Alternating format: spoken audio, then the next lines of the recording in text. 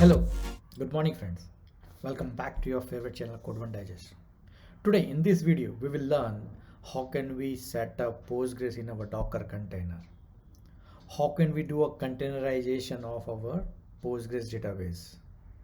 Yes friends, so in this video we will learn how can you download the image of Postgres, then how can you run it, then how can you connect to this Postgres database from our host machine, and what is port mapping, what is port exposing, and then we will perform certain operation on this database like create a schema and adding table, insert data into table, fire select query onto the table, and so on. So we'll see all of that in this video, so stay tuned. It is going to be very interesting and exciting. If you are new to containerization, if you are new to database, so this is a video that you should learn how can you set up your database in Docker containers.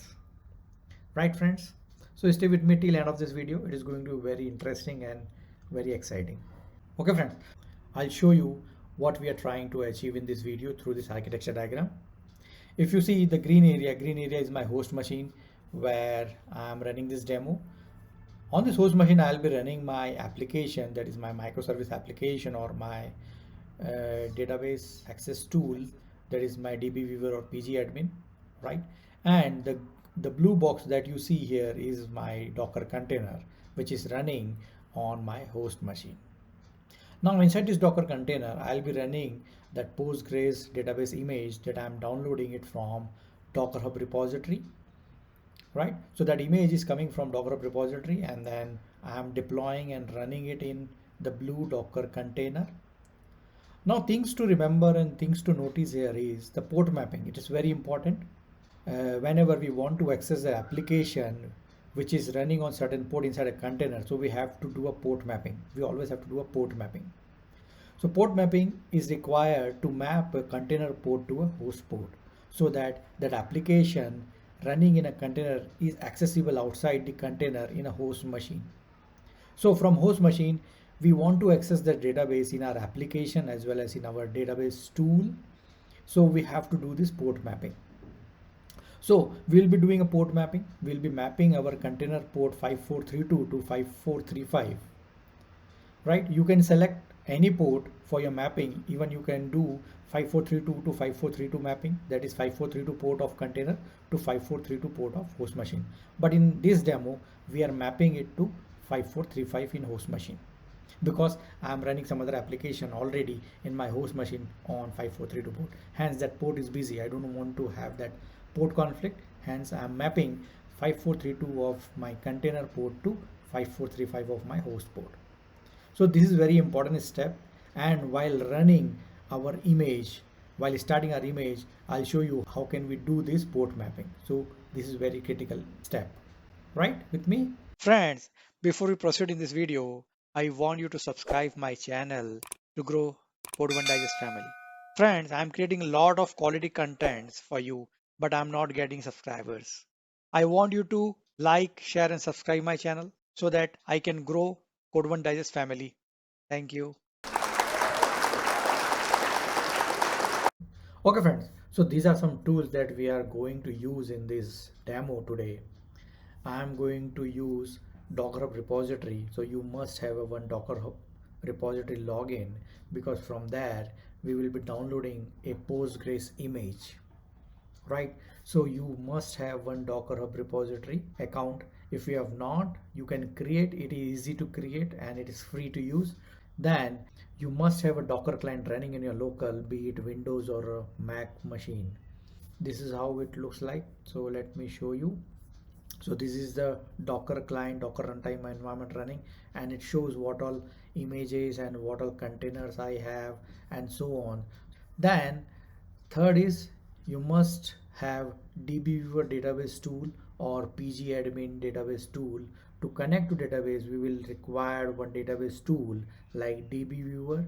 Then we will perform certain operation on the database like creating schemas, tables, insert data, fetch data and so on. So for that we will be using this tool.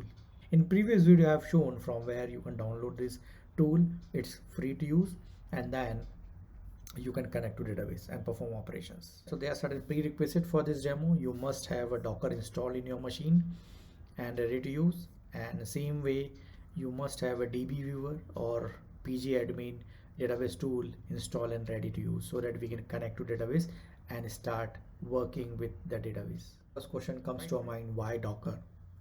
Why people are running behind Docker? Why we have to use Docker virtualization? Why it is so much trending today in software industry? Everybody wants to run their softwares into Docker containers. Why it is like that? There is a reason behind it, because Docker is a virtualization tool that provides you virtualization at operating system level, and it delivers the software in a form of package with all your dependency packed into it, and you can run it in a container. So it takes very less time for spinning up a new container to deploy your image, and you can easily scale up and scale down as per your requirement, right? So it doesn't take much time that we have seen with the virtual machine concepts, where operating system takes a lot of time to come up and to set up, and then on top of that we have to deploy Oracle runtime environments, applications and everything. But here in this Docker, once we create a image, it will be complete package for you with all your dependencies. You can easily create and run multiple containers in just a fraction of seconds. All those containers will be up and running for you. It saves a lot of time, it saves a lot of cost, and it also quick. It also adds additional layer of security for you. Yeah, so let's understand what is Docker and how it is different from a virtual machine in just 2 minutes. So if you see in virtual machine, you have infrastructure, like hardware you have, and then you will have a hypervisor. It's a middle layer kind of thing, which is used for your virtualization. Using hypervisor, these different softwares, different operating system can share this underlying resources, underlying hardware. Hypervisor is a layer which takes care of hosting multiple operating systems. So it may be the case that on same hardware you may be running Linux operating system, then Windows operating system, as well as Mac operating system. But the drawback of this concept of virtual machine is that this guest OS takes a lot of time in coming up. Let's say tomorrow I want to increase from 3 virtual machines to 6 virtual machines, then it will take a lot of time for me to set up those 3 guest operating systems. But Docker takes it to another level, where we have operating system running, and then on top of it we have a container runtime environment, container engine, right? On that we will be running multiple containers, so we don't have to initialize or set up operating system every time to scale up, scale down our applications. So let's say you're running 3 applications in 3 different containers. Tomorrow you want to run 6 containers. So your operating system layer is not going to be changed. It is going to be same. Hence, increasing a container is quick and easy. So your operating system is not changing here. Your operating system is not initializing here. Right? So that is why, in that sense, containers are faster and easy to scale up and scale down. Okay friends, so now let's start with Postgres database installation setup in Docker container. Let me quickly show you what is DockerHub and how can you download image from there. So this is the URL of DockerHub, hub.docker.com. I'll share that in my video in the description section. You can access that, or you can search DockerHub in a Google and it will take you here. Then you have to log in. I have logged in with my credential. If you have credential, you can log into it. Otherwise, you can create a new account and then start using it. This is my repository. This is my images in this. But what we want here is the Postgres database. So what you have to do is we have to search Postgres here. You can see the Postgres is available and there are multiple tags available here. We will be downloading Postgres using tag. We can go to tags and see. So this is the latest, which is uploaded 6 days ago, and this is for the Linux environment, that means it will work in our Mac as well. This is the size of those image files, right? And this is a command to pull that image into your local image repository. I'll take this 12 image, I'll copy this, and then we'll download this image into our image repository. So let me clear this Docker PS. So I'm not running any container as of now, and Docker images. So these are some images available. If you see, one Postgres image is also available, that but will not use. This is the latest one, but will not use this Postgres. I am downloading that I'll use in this demo. So let me put that command, and yeah. So now what we are doing it, we are downloading this Postgres 12 Alpine to our local image repository. Yes, so it started downloading. It will take few seconds to download. Yes, so it says download complete. It just one fragment is still downloading. It will take some time. Yeah, so it says it's now completed. Yes, so now let's see Docker images. Yes, so you see this Postgres tag 12 Alpine is the image that we have downloaded just now, and we will use this image to run to start our Postgres database in a Docker container, right? With me? Okay friends, so now we are ready to run our Postgres image into a Docker container. But before that, we'll prepare a command, because we have to expose ports and so on. So we have to prepare a proper command to run this image. Let me show you where you get the basic command first. So you go back to your DockerHub repository, and then on this image overview, come down, they will give you a reference command to start your Postgres. So if you see, to start Postgres instance, they have given docker run -name, and this is some name of your container, and then -e option you have to give. They are saying that you have to pass the password of your choice while starting this container, while starting this image. So we can give a password of our choice here, and then -d the image name.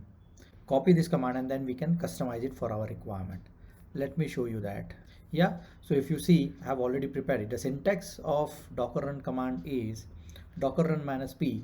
P will use for exposing our port, for port mapping. So -p option was not there, but we will be using it here. -p option for the port mapping. Host port colon container port. That means host port is a port where we'll use in our application and our database tool to access Postgres database, and container port is the port where exactly our Postgres database is running, and then image ID. And then let me combine these options and have formed a final command. If you see at the bottom, docker run -name, and I'm giving the name of my container is Postgres 12 because I have downloaded Postgres 12, so I have named it like Postgres 12, the name of the container. Then -e option, where I'm giving a password. Postgres password is Postgres. Okay, and then I'm using -p option to create that port mapping from container port to host port. So this is my host port 5435, where my Dbeaver database tool will connect to, and 5432 is a port in the container where our Postgres database is actually working. It's running on this port. Then -d, and this is the image name. This is the image ID. So I have prepared this. Let me go back to the terminal and see. Let me clear this. Docker images. So as you see, I have this Postgres 12 downloaded just some time back, and then now we'll copy that command and we'll run it. Let me copy that command. So I have that in my text pad. I've copied it, and let me paste it here. Now if you see, I have copied the same command, docker run -name Postgres 12. This is the name of my container. minus E Postgres password, I'm giving Postgres password, and minus P option for port mapping from 54322 to 5435. So we will be accessing our Postgres database on 5435 in our local machine. And this is my image ID. If you see, this is the same image ID what we see in the image list. This is the one. Now let me start this. Yeah, so it says started. Let us see if it is running. Yes, so it says this image is now running. It started just 3 seconds ago, and it shows that there is a port mapping done here from 5435 to 5432. Now what we'll do is we'll try to connect from our Dbeaver database tool and see if we are able to connect, and then we'll perform certain database operation like create schema, create table, insert data, and so on. We'll do that now. Okay friends, so now I'm in Dbeaver tool. I'm using this database tool to connect to the database, Postgres database running in our Docker container. So very first thing that we have to do here is we have to go into database and then create a driver manager. Inside driver manager, I have to create a new driver configuration for this. Let us create a new driver for PostgreSQL running in a container. So if you see here, I have created, and this is a configuration. This is the name of driver I have given, PostgreSQL container, and then I have selected it's a Postgres type. This is my driver class. This is the URL of my database where I am giving localhost 5435. If you remember, this is a port we are connecting to. 5435 is the host port that is mapped to 5432 inside a container. So this port you must remember in the URL you have to give. Then default port 5435. This is a database name Postgres, and this is a database name Postgres, and this is my default user. So I have to give all of this. In library you have to give a jar file of your Postgres driver jar file. So you can download this driver jar from Postgres website. You can search in Google and download this jar. I will provide a link for this jar also, and then add that here because this is going to give you this particular driver class. It required the driver class to create connection to Postgres database, and this class is going to come from this driver. So this PostgreSQL 42.4.1.jar is a driver class. It is available in Google. You can download and access that, add that here in the tool. Once this is done, once this driver is ready, say OK, and then we'll create a connection now. So come to a database navigator, say right click and create new connection. So in this new connection, now search for our driver Postgres. So this is our driver PostgreSQL container because it is 12 and running in a container. I have named like that. Say next. So you can see here it is pointing to localhost and database name is Postgres.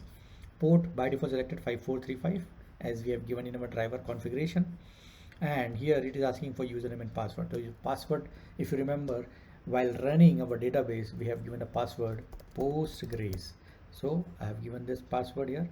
Now rest of the thing is coming by default from a driver jar. You leave it. You first test the connection, it is able to connect or not. Yeah, so test connection says it is able to connect to that database running in a container, right? So say OK and let's connect that. Say finish. It has created a new connection here on your database navigator.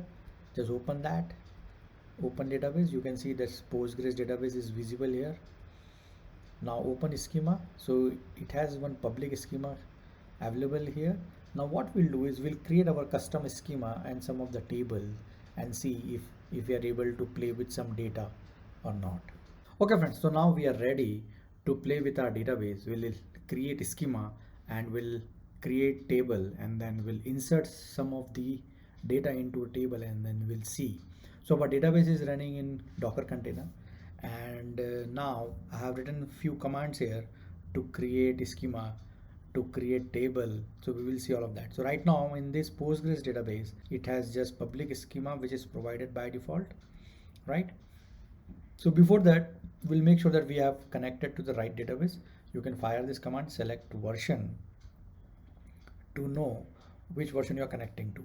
So you're right, it is saying Postgres 12.12, right? So if you remember, we have downloaded this 12.12 from our DockerHub, so it is connecting and printing that version. Now this is a command which will create a custom schema for us. We'll create this schema now. Let me select this, and then yeah, so it says that the schema is created. Let's refresh here the schema list and see if it is visible. Yes, so it is visible. Now if we open this schema, there is no table available inside this schema, right? So now what we do is we'll create one customer table inside that schema using this command. So in this table, in customer table, I'm having 4 attributes. One is ID, that is a primary key, and then name, then age, integer, and role, again character. So we'll create this table. Let me run this. Yes, so table is created. Let's refresh this table and see if the table is created. Yes, so table is created and it is having those 4 columns. We can see those 4 columns. Now what we'll do is, let me insert some of the data into this table and see if you're able to insert and see that. So let me copy this table name. We'll go to this insert statement. I prepared the insert statement. Yeah, so insert into schema name dot table name, and attributes are, column names are ID, name, age, and role, and then I'm inserting this user Pawan. Okay, let me give ID 2001, Pawan with 32, and then this value. Let me insert this first record in our database, and let's fire this first to see if do we have any record already. So we don't have, it's an empty table as of now. Let me insert this record. Yes, so it says inserted. Let's fire the select query and see if the records are showing up. Yes, so it's showing up. I can see that user is inserted, and let us try to find user by name. Let's fire that. Yes, so it's able to find. Okay, same way we can insert one more. Let's say John 2002. Okay, just insert this record. Yes, so insert it. Now let's try to insert another record, Adam, with the same primary key, and let's see if that creates a problem. It should say the primary key violation, unique key constant. Let us do that. Yeah, so duplicate key violation has come, unique key constant has triggered. So that means our database is working absolutely fine with the primary key constant that we have defined here in our table create command. If you see, this is a primary key constant we have defined on ID column. So that is also working fine. It is able to detect that duplicate key is coming. Hence, that third record is not inserted, Adam is not inserted. We can see only Pawan and John.